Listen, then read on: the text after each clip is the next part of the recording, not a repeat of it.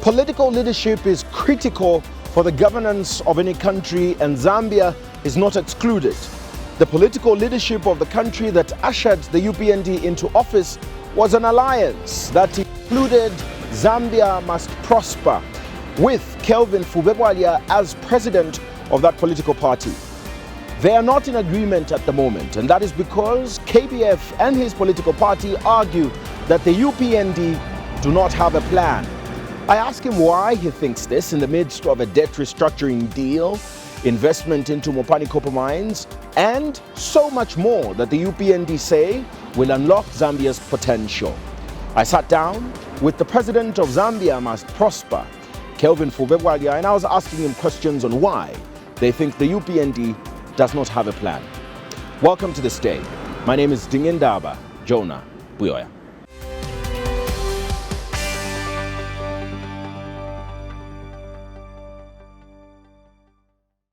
Mr. President, thank you for hosting us here today. Thank you very much. Good evening, viewers.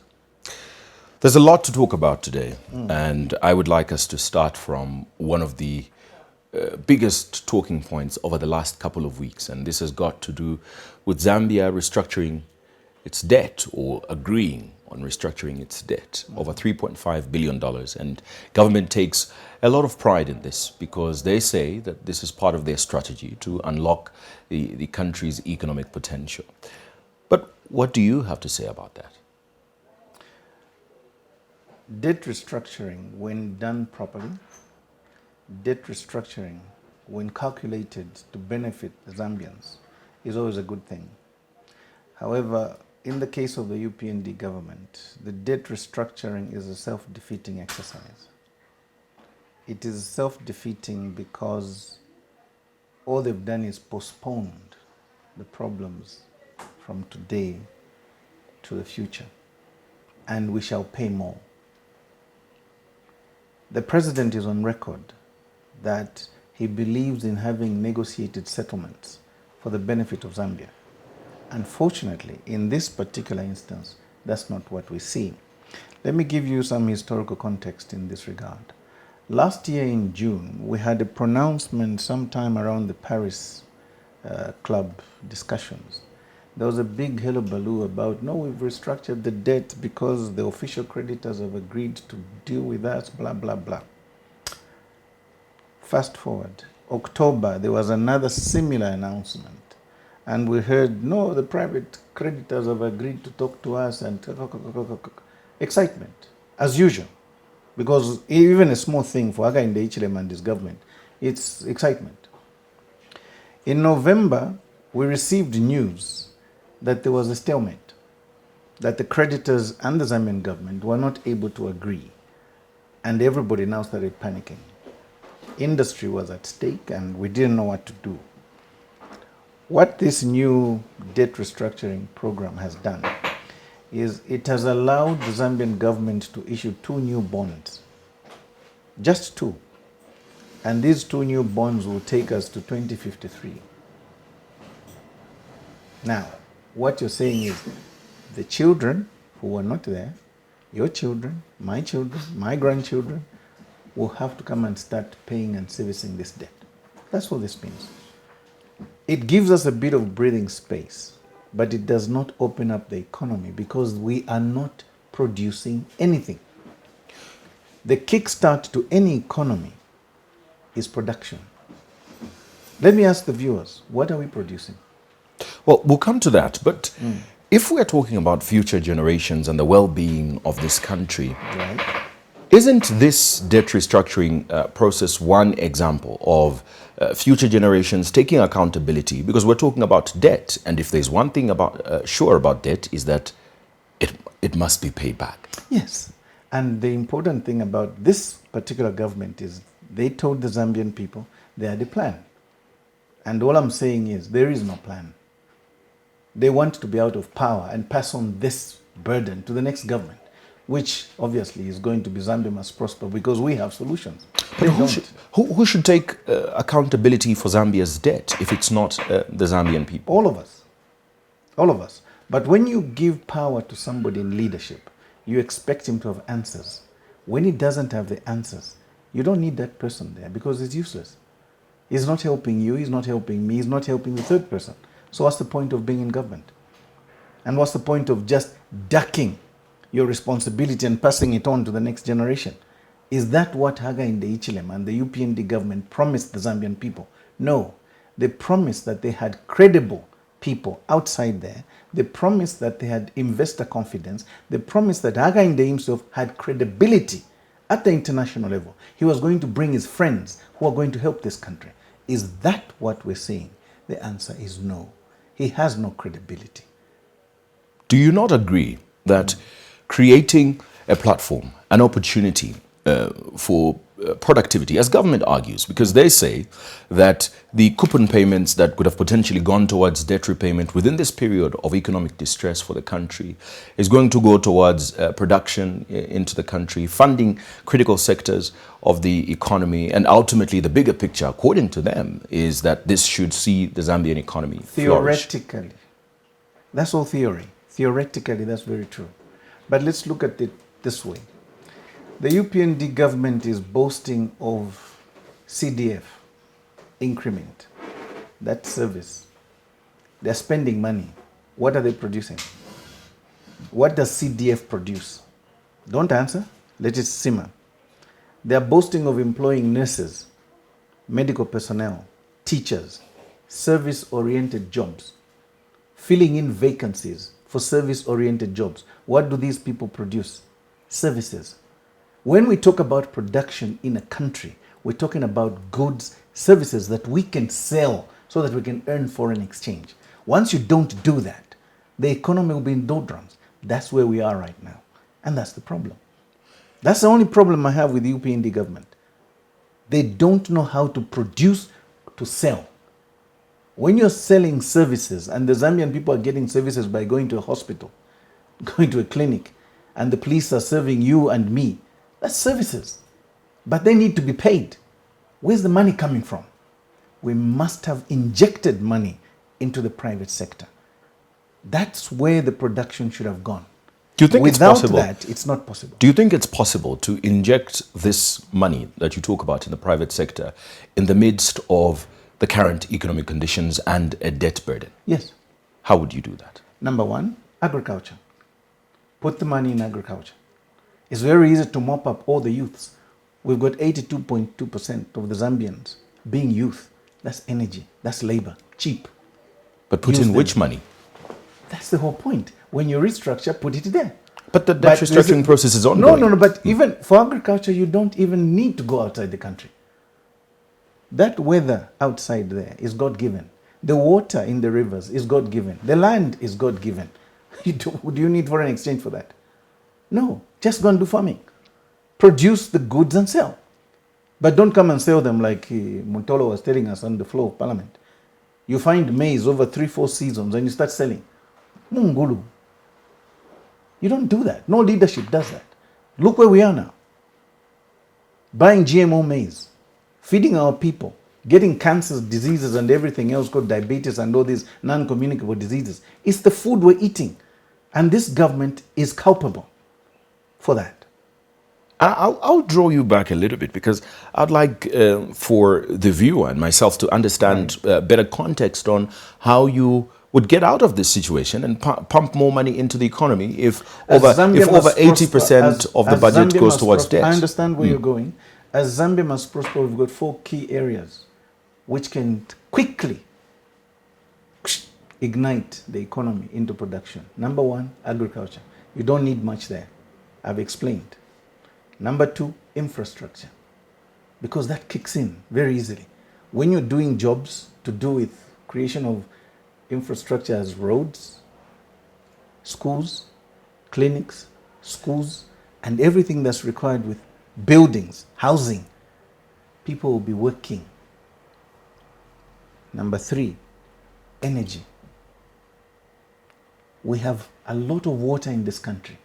Put up hydropower dams, sell the electricity so that we've got excess, which we can sell. Don't go and sell the little that we have and start load shedding the Zambians. You're killing the production. That's the problem. Number 4, in terms of the areas where we need to do and increase production, is the informal sector. Go and change the laws of this country and make sure that the informal sector people are able to access loans easily at cheap exchange rates. Not these banks and what they're doing. It won't help. If you kick money and inject money into these areas immediately, the economy will start growing. That's how you grow an economy. And then you're able to sell things, goods. You're selling agricultural produce. You're selling manufacturing goods. You're selling even services you can sell now. Those areas can easily boost the economy of this country. Tell me where you've heard the president of this country, the Minister of Infrastructure, Womilupi, the Minister of Mines, Kabuswe, talk about generating money to go into production. No, it's about selling assets all the time. It's about service goods all the time. No economy is going to grow when you have nothing to sell. You have to sell something to earn foreign exchange. So all these strategic plans that Zambia Must Prosper has, you believe are achievable without restructuring Zambia's debt? Half of them, yes. Where would the money come from? Agriculture. Really But you need to fund agriculture for it to work. Listen, no. Listen to me. For example, the UPND government found in our shades 3 to 4 seasons of maize. If we were going to plant some of that maize, not sell it, as Mutolo did, Honorable, replant, grow more maize. Were we not going to sell that maize to Congo? Were we not going to sell that maize to Zimbabwe? Were we not going to sell that maize to Malawi, Tanzania, Kenya? We were. That would have given us foreign exchange. But you sold. So you sold your capital. Who thinks like that? Only the UPND. And they've spoken specifically on this subject, saying that what they anticipated was a flourishing farming season that had the potential, to stabilize Zambia's food security, but also create an opportunity for them to export. But time and unforeseen occurrences, as they say, brought about a dry spell that has made it possible to practice this agriculture that you advised today. And that's the problem, isn't it? What is? The UPND keeps dreaming. They had no plans. Ask anybody. When Haga in the Ichilema and the UPND were going around campaigning, what were they saying? They were going to reduce the cost of this, reduce the cost of this, reduce the cost of this, did they ever talk about production? But why did you support them then if they were not talking about production, which you so strongly believe? I supported the UPND on principle. We had to choose from a very bad system to a worse system. Which was the bad? Which was UPND. It looked better. Remember, I was expelled from PF because I was speaking my mind, exactly what I'm telling you. I was telling the PF leadership what I'm telling you now. And they didn't listen. We had to change the system, whether we liked it or not. That needed to be done. I have no qualms about that. I have no qualms about having supported the UPND when we were in the alliance. I have no qualms. I have no regrets. So if the UPND administration is failing, as you highlighted, shouldn't you also be one of the people to be held accountable for this that you have done? In a way, you can say that. And I've taken responsibility. And that is why we need to kick them out of government. You don't think that out of principle, as you have said, you would have told the Zambian people that this is not a plan that's going to change the country. And if you go ahead with it, you will waste 5 years. Like I said, when you're hit between a rock and a hard place, you have to choose one. We chose the UPND because they seemed organized, they seemed formidable. At the time, having been in opposition for over 20 years, I thought they had plans. They didn't. Now, you can't blame me for them not thinking. It's not me in power today. It's them. But I supported the principle that we had to get PF out of power. It's the principle. Please understand that. We've started off this interview talking about the debt restructuring process and how you don't believe that it's been done the right way. No. If Zambia Must Prosper was in office today, what would the news be after a debt restructuring deal has been reached? I really don't want us to be talking hypotheticals, because What's the plan to restructure the debt? It's very simple. I've told you, those 4 sectors. You can include a 5th if you want, mining. Mining for me will be the least of my worries. Because for you to generate income out of mining productively and on profit, it takes a bit longer. But these are quick starts. That's why I go for them. And that's how basically we would avoid postponing the debt and paying it now. That's the principle. Yes. Secondly, if we're going to use mining as a structure of reforming our economy, we can discuss and negotiate pre-buyouts with people who are willing to invest in our mines. For example, we've got gold here, we've got sugilite, we've got amethyst, we've got lithium, we've got all sorts of minerals. Some of them you don't even know where they are, but they're in Zambia. All we do is negotiate, buy this mineral for the future. They can buy 15, 20 years of production, use that money, pay off the debt. Immediately, you're debt free. Let the mining go on. You're debt free. What would be so difficult about you saying Kasenseli mine has got gold deposits which can last 50 years? We're selling off the first 10 years in advance, and we're going to get $20 billion. We pay off our debt and allow the mining to go on. We're free. You think those miners, those companies, those countries won't come here? You underestimate yourself. They need those minerals to function. That's why they come here. What they see, you don't see. Zambia Must Prosper has already seen that.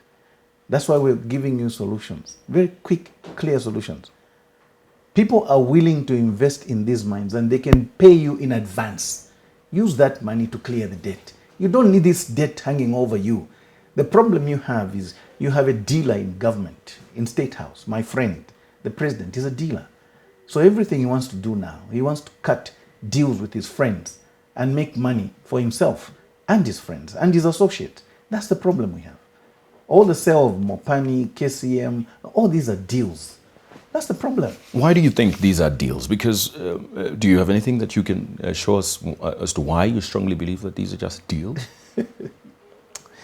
Have you seen the way in which Mopani deal has been structured? Have you seen the way in which the KCM sale was structured? Have you seen the way Investrust Bank has been taken over? You can't see deals there. I see fraud. I'm a criminal lawyer. I know what fraud looks like. And I can tell you, these deals are all fraudulent.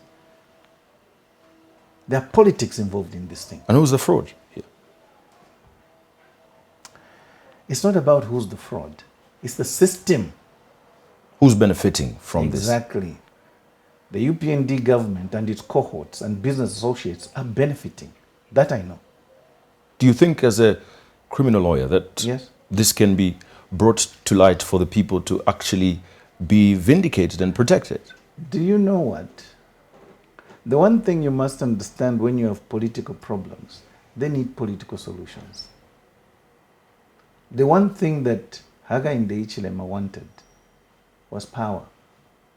Remember, there was a time when, during the privatization, Hakainde Hichilema was saying about our second Republican president then, may his soul rest in peace, Frederick Chiluba, that giving Chiluba this power and these privatization schemes is like putting a monkey in a maize field.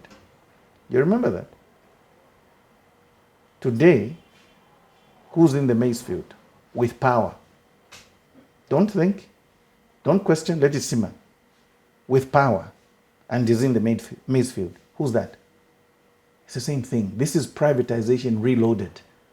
If you complained about privatization then, wait until you see what these deals are going to do for this company. I mean, this country. You don't sell government assets by circumventing the constitutional provisions. You don't. It's fraud. You don't bring a last-minute buyer to a government asset who was not part of the procurement process in the first place. That's fraud. Do you want me to name other areas? I was chairman of CCPC of this country for 8 years. I know what a fraud looks like. The merger department of CCPC has to be informed whenever a government asset is being sold. Parliament has to be involved by 2/3 majority. A pre-sale agreement has to be initiated within Parliament. Was that done? No. You don't see the illegality there?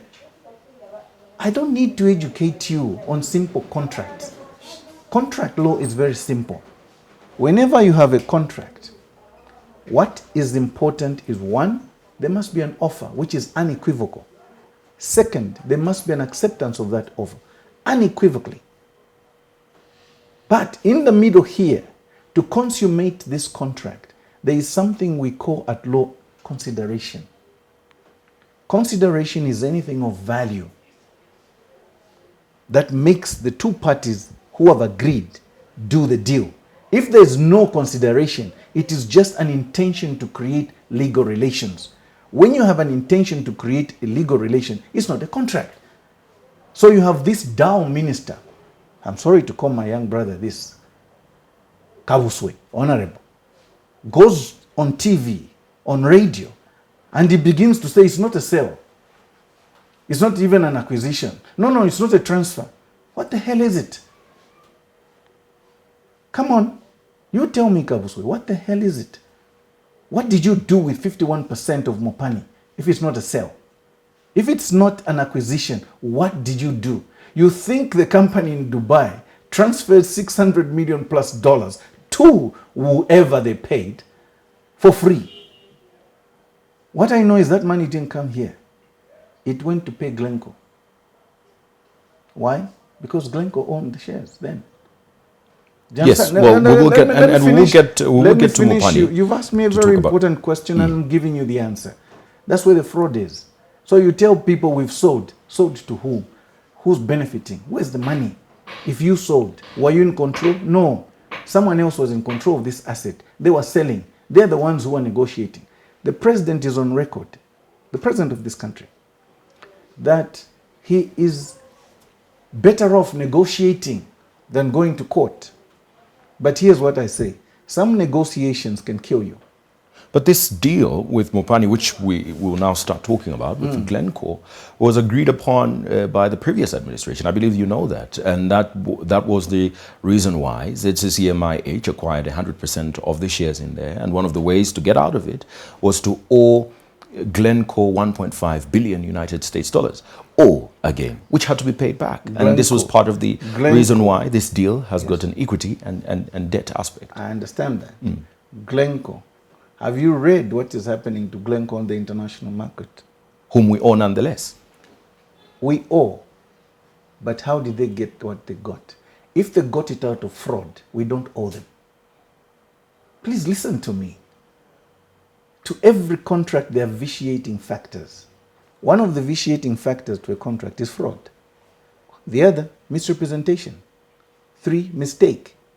Need I go on? I'm not giving a lesson in contract here. But the point is, once you have a contract entered into based on a lie, based on misinformation, that contract is vitiated before it begins. So we go back to how Glencore acquired the shares. First of all, if there was fraud, we don't owe them. So you think Glencore should have been hounded out? Can I finish? Can I finish? Because this is important. When you're dealing with fraudsters and they defraud you, there's no contract. So you don't owe them. Please understand, let it sink in. That is why out there, Glencore is being prosecuted. You haven't done that. That's what we should have done. Am I hitting a nail on the head here? That's what we should have done. We should have gone to Glencore and called Glencore out and said, you cheated us. You promised us this. You lied. That was misrepresentation.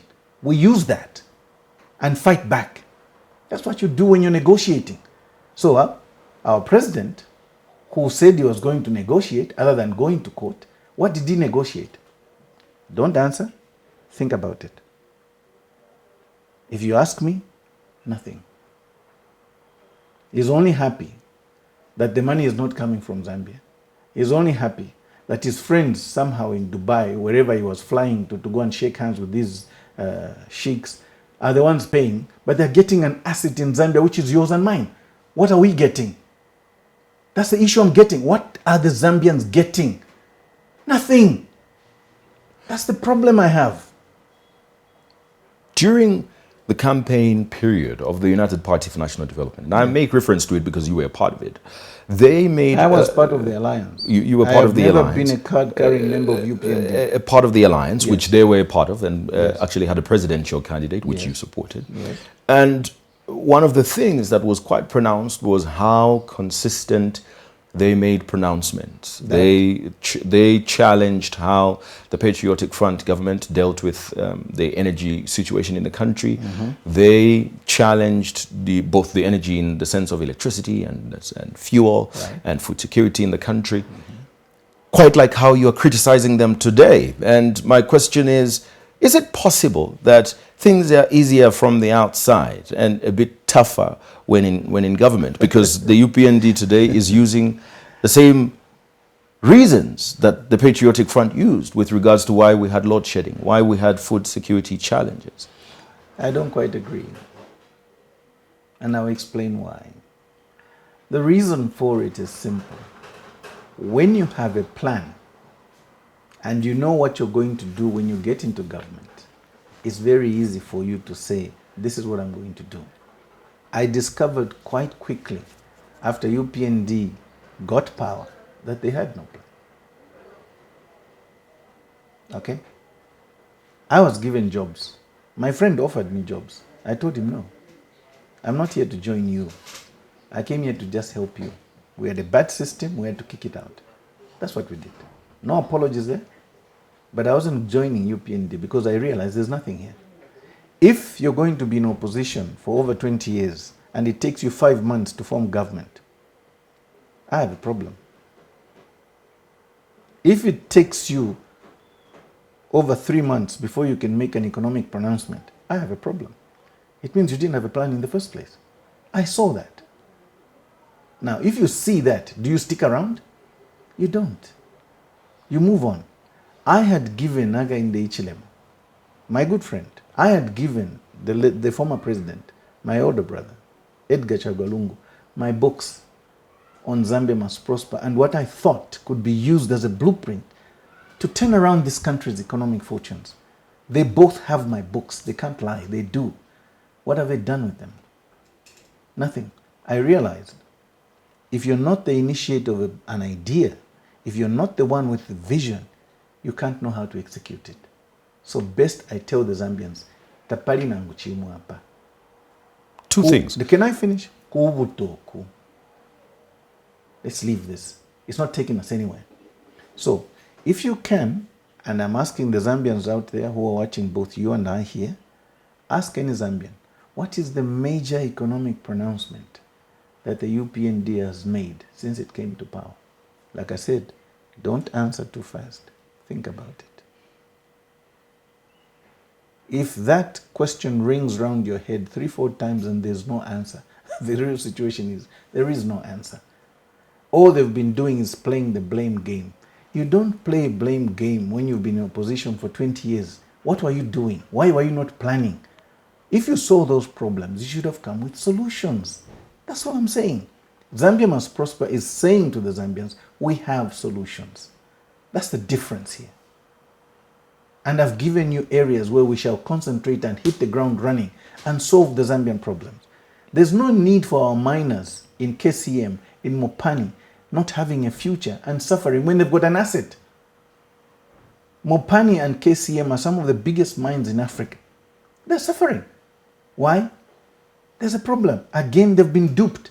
And again, fraudulent means have been used to suck money out of the miners. If you allow me to explain, the miners were forced to get a second insurance company, a pension scheme, called Satuna Regna. Do you know who runs that? Friends to the president, if he's not still a shareholder in there himself. Miners are paying to Satuna Regna.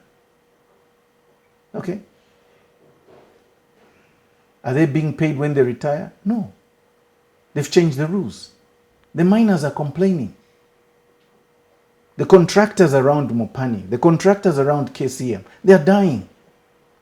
There's no business on the copper belt right now. I'm born and raised in Mufulira. It's a mining town. I know what it is to grow up around a mining town. We know that mining gabafolo for chumfuikam town. No bunga bula nunkila. Isn't that the reason why there was this haste to get Mopani up and running so that ubunga bule nunkila? I agree with you, but haste with what? What solutions have we done? What solutions have we given to the miners? The miners are complaining. They have not been paid for months. The contractors have not been paid for months. No new equipment is being bought for the mines. No new investment is coming. So wunga bwala nunkila shani. Even for Twaishwa, when I'm going from Mufulira, my little town, to Chingola or Kalulushi, Kitwe, Luansha, and Dola, each town I pass, I must see chush chilefu mapamugodi nishinaishwa tumukuba ulepia. That means there's life in that town. The moment I don't see that smoke, it means that town is dead. Why? Because that's a production city. Every production city has got a major industry. On the copper belt, every town has got a major mine. That's what creates the industry. That's what creates commerce and trade. Because everything revolves around the mine. I've got a couple of questions about the mine, but I'd like to draw a little bit back to some of the things you said. Two things. And one of the things you said was that the president offered you jobs and you were not interested in that. You also talked about the fact that you gave the former president my ECL, your blueprint, ECL and the current president. So you can see I'm not selfish with ideas. I share. Or the other way to look at it is you would rather just have things your way or no way. No way. If I didn't want my ideas to be shared, I was going to hide those ideas. Thinking is painful, my dear. When you are thinking and planning, this is how I'm going to solve this problem, and you come and share an idea with your friend, no, you love your country. And if they don't pick the idea, you That's get not my fault. frustrated. No. I said read. Let's come and discuss on how that can be implemented. None of them called me back. So if they got the book, put it on a shelf, and they've never read it, it's not my fault. I'm really sorry. You see, you're sitting here in my office and you're looking at all these books. I read somewhere that no matter how many books you have, if you don't read them, you're just as good as a guy who's as ignorant as a street boy, because you haven't read them.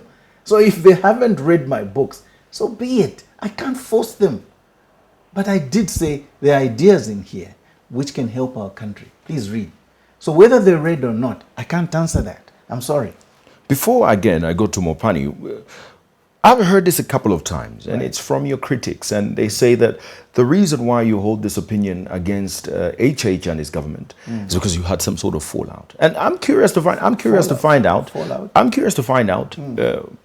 What job did he offer you? Maybe it wasn't good enough for your portfolio. I mean, you're a man aspiring to be president of this country, so you may have felt insulted by what he offered you and could not do business with him anymore.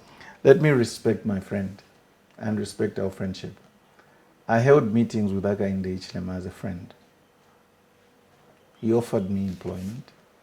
Okay? Let's leave it there. I didn't want to take up the job, and that's it.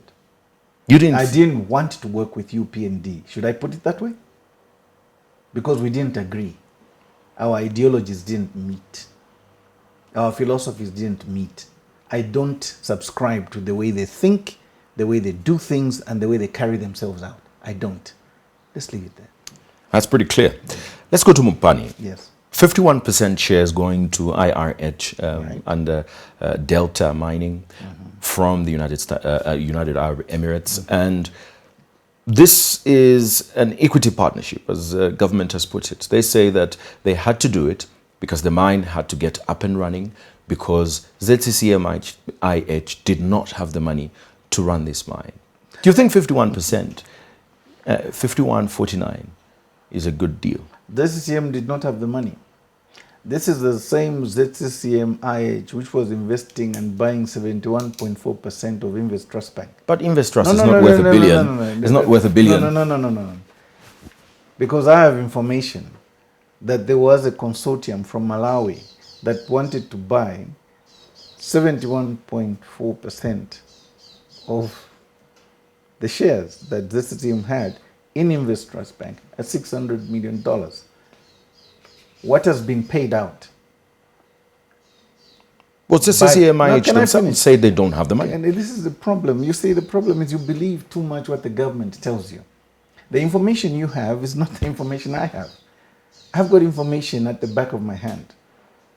Aga in the HLM, I used to sit in where I'm sitting in my position, and he used to say, I've got information before the president has it. I'm telling him now, I also have information about what he's doing.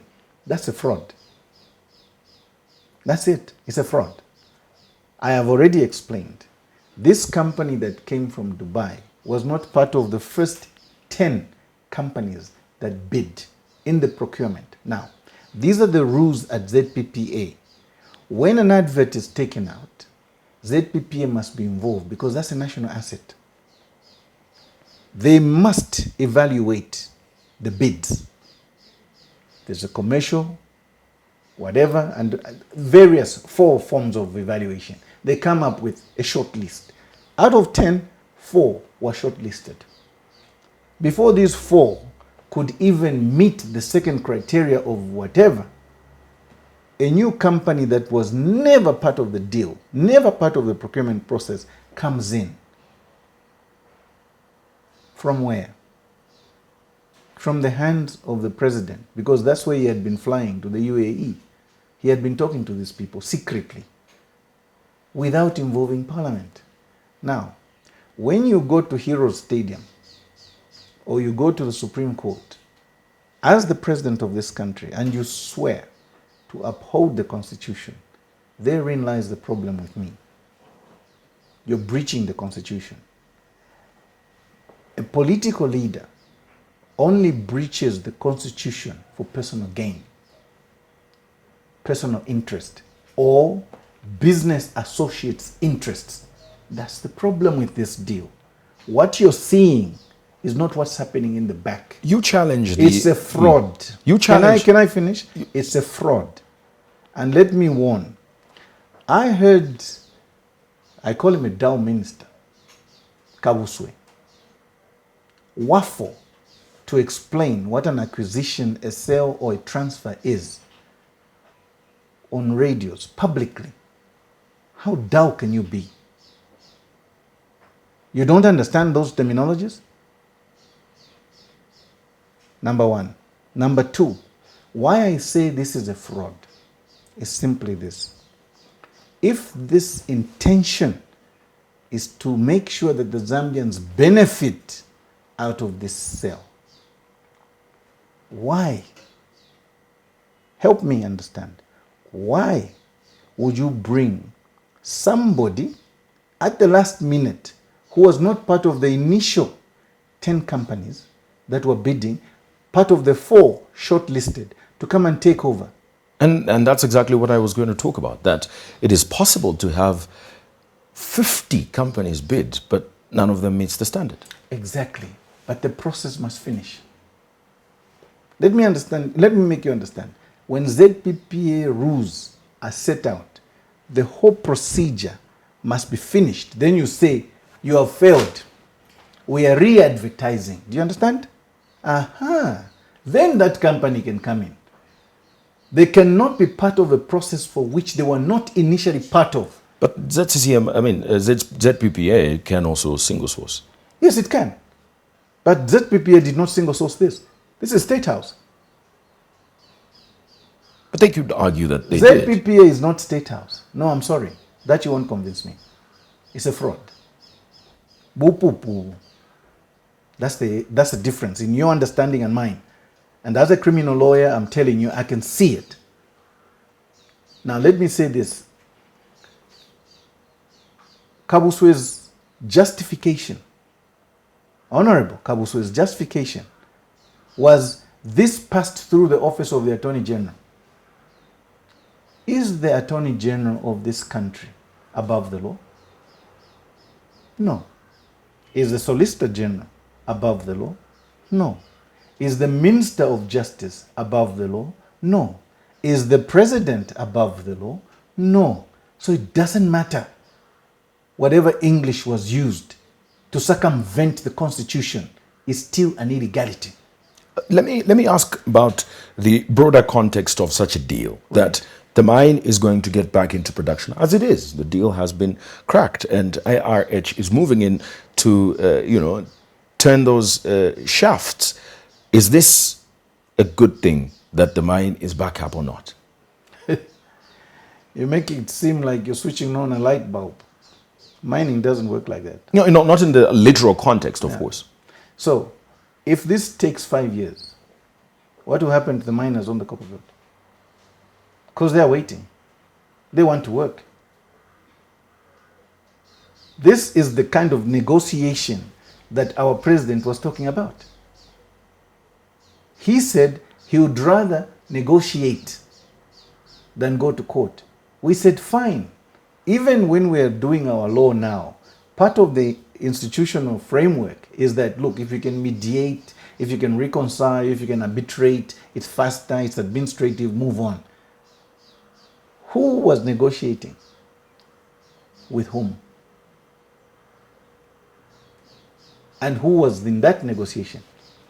These 10 companies that were bidding, were they part of the negotiation? If the answer is no, where did this secret company come from and why?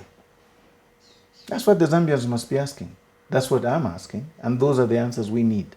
Because if you can't answer me that, then I know that there is an under political current here to benefit somebody, somehow, somewhere. That's not the Zambians. You ask on what would happen if this process took 5 years. Mm-hmm. But what if it took just 1 year and it functions? Would you be happy? Of course I would be happy. But it's hypothetical. But I've read enough about mines to understand. But before you can generate a profit in mining, the minimum, barest minimum, in terms of investment, changes of this and that, changing of shaft, equipment, pumping out of water, takes a long time. But those are people working. The people doing that. Yes, the people doing all of that. Look. This is why the hypotheticals I'm not really interested in. I like practical questions. But here's a scenario. Before you can get back into mining, if the mine is flooded, you need to dewater, pump out the water. Is it the miners who are going to be doing that? No, those are people who are probably come with their pumps to pump out the water from South Africa or from China or from wherever. Those are not Zambians.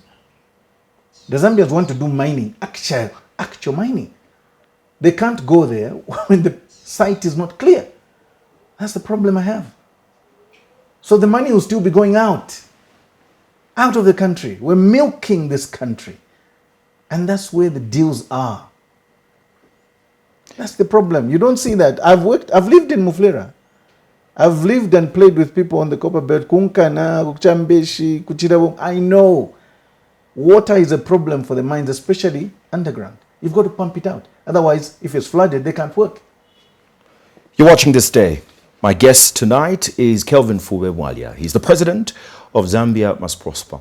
After this break, we talk about the energy situation in the country and the current weather discussion. Stay with us.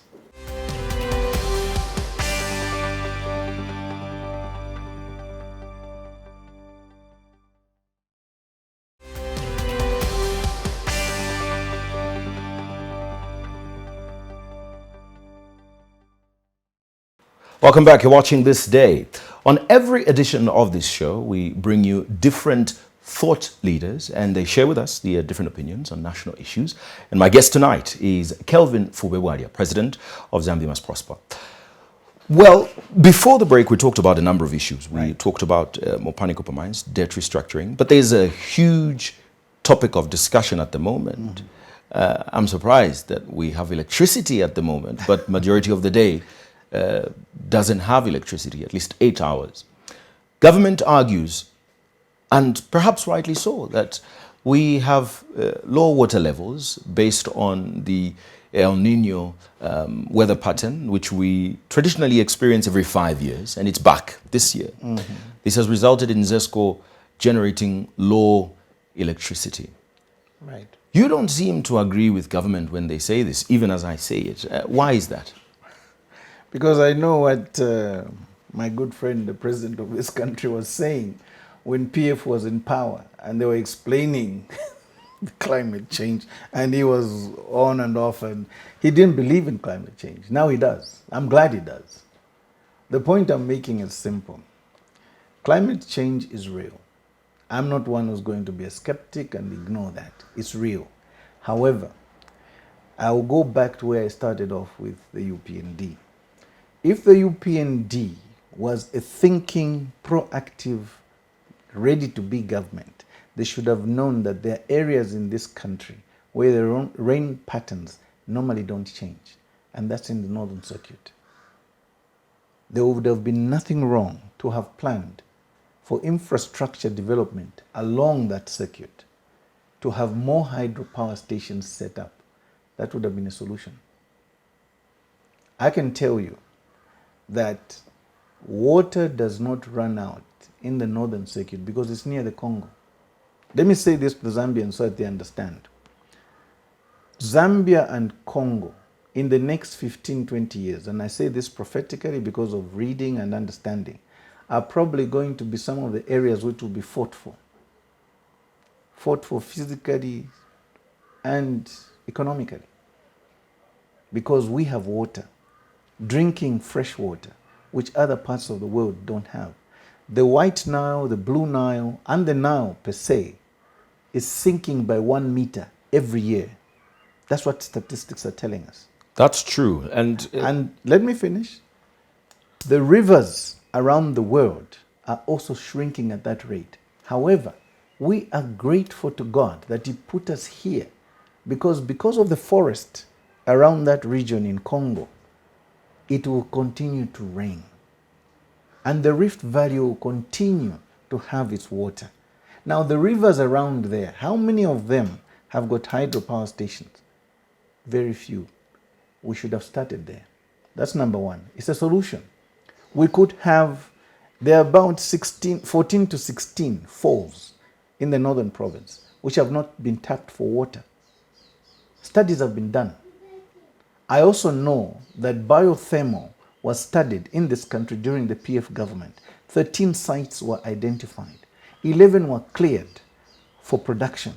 How many solar farms do we have? If the UPND government was serious, they should have gone to those studies, looked at them, the solar farms would be there. I'll tell you of some areas. There's an area between Sioma and Sesheke, which was identified as the hottest place south of the equator. They should have put solar farms there. There's a place between Chisamba and Mukushi, which was also identified to be a hot place where a solar farm would have been put. Other places have also been identified. I can't name them all, but I'm remembering off the top of my head. 11 spots were cleared for solar farms to be put. These solar farms would have kicked in that power into the national grid. We could be selling it. Plus the hydropower stations that would have been put on the northern circuit, which I think I'm targeting 14 to 16. Small. 10 megawatts, 20 megawatts, 50 megawatts, depending. Kick it into the national grid, sell it. that very issue, I mean, climate experts have also argued that one of the major reasons why we are where we are today is because of human activity that interrupts the ecosystem. And that's one of the concerns that's there with setting up all of that on the northern circuit that will disrupt the ecosystem as it is. Not in the northern circuit. Why not in the northern circuit? Because nothing has been touched. Look, in the northern circuit, when farming was going on and they were doing chitemene, people were laughing. No, but they are cutting trees. They never cut trees. They cut branches and shrubs. The trees were still left in the ground. So they didn't affect the tree growth. Do you understand? So the trees are still there. It's unlike certain places where the trees were uprooted, the roots were uprooted, and then farming was moved in. It's not that. That's where we're going. And that's the difference. And perhaps that's the reason why they still have that rainfall, because we've not disrupted the ecosystem. Exactly. And but you were suggesting that we disrupt the ecosystem. No. I'm saying set up. Solar farms don't disrupt the ecosystem. But hydropower stations do. No, they don't. Just go along. For example, I remember that when we were with Wasata those days, somewhere in Shuangandu, okay, in Muchinga province, just along rapids. A hydropower station was set up and it lit Shuangandu right through to Chinsali. Just rapids, Pamenchfie. Hydropower doesn't need a whole big dam. That's what I'm trying to say. Small ones, 10 megawatts, 20, 50 megawatts, like that. But the conglomerate of this is that you can have more power. Not that you need 100 megawatts, 4,000 megawatts kind of a dam. No, small. You go to the Chambishi River. It starts off in northern province. It gets through central and gets into Luapula. Where does that water go? We waste 80 to 90% of our water. Going where? Check what happens to the Kafue River. The Kafue River runs almost all the Copper Belt towns and then goes and has a confluence with the Zambia'S, and the water runs out. Why are we not pumping that water back here? This is our water. It's going to waste. The Chinese will kill you for that. And soon enough, the Arabs will kill you for it. Why? That's fresh water. They need machines to clear the salt water from the sea, from the ocean, to make drinking water. And those places are hot. We should be selling that water by purifying it simply because it's fresh water. Very quickly, as we wind up this interview, at the start, you talked about the Constituency Development Fund, an initiative that has been in the country for a long time, but was adjusted under the United Party for National Development. The president and his government take so much pride in the Constituency Development Fund because they believe it's the blueprint to unlocking development in the country and decentralizing development by increasing resources to people and bringing it closer to them. And in your statements, you said that development of infrastructure is key. Schools, you said. Roads, you said. And this is part of what the Constituency Development Fund is intended to do. Unfortunately, it's not being implemented in the manner that it's intended. That's the problem. Aka India and its government is very good at talking. And that's the problem I have with my friend. He talks too much. Promises heaven on earth. Has a lot of theories and graphs. Practically do it. So CDF is a good plan. That sounds it's a good like what you're plan saying. being implemented wrongly and nothing will work, first of all. Second, even the amount of money that they tell you they'll pump into constituencies, they pump a fraction. It's a lie. Stop lying to people. If you can't do it, just say I can't do it. But if you say I'm going to give you 30 million, my plans are for 30 million, then you give me 2 million. What's the gap? 28 million. Where am I going to get the deficit? How am I going to build a bridge? Think about it. How much is a kilometer of road? $1 million. Bituminous road, $1 million. So what you're giving to constituencies is 1 kilometer of a road. That's how ridiculous it is. And then you go singing like you've given them heaven on earth. Let's not excite people for nothing. And the kind of schools they're building is 1 by 3 classroom blocks. Some of them, even before the next rainy season, we've seen roofs being blown off. I mean, what is this? Stop lying to people. Be factual. But you've also, I believe you've seen that there has been a progression rate with regards to the uptake of the Constituency Development Fund from 2021, when it was first introduced, to 2024 today in these different constituencies, that the uptake has increased. There's some constituencies taking above 75% of this Constituency Development Fund. And there are some that don't take a dime. So what's the point? Shouldn't those people be held accountable because they're people in charge? Go and ask Akainde. I'm telling you the practical situation. It doesn't work. The whole thing is a fuss. Even if there's some parts where 75% plus. Not if it's being done in regions where the president has got interest. It's a fuss. When I was going to help my friend in the alliance, we had agreed that there shall be no tribalism. So if your execution of your policies are inclined to show me that you're being tribal, then you're not looking at the general picture of the country. If you're going to target certain regions for development that others know, then you have got a problem with me. Because that's being tribal. We agreed there will be no tribalism. We had agreed the rule of law must come back. We had agreed on a meritorious government. That's not happening. I know 410 directors and assistant directors in this government who are sitting reading newspapers at PSMD doing nothing because they come from certain regions. That I will not accept. Now, if you say that is development, yeah, in certain areas it is. And that's the problem I have. Mr. President, thank you for talking to us on this edition. Thank you very much. It's been a pleasure. Good evening, viewers. Thank you for watching. Join us on Thursday. Good night.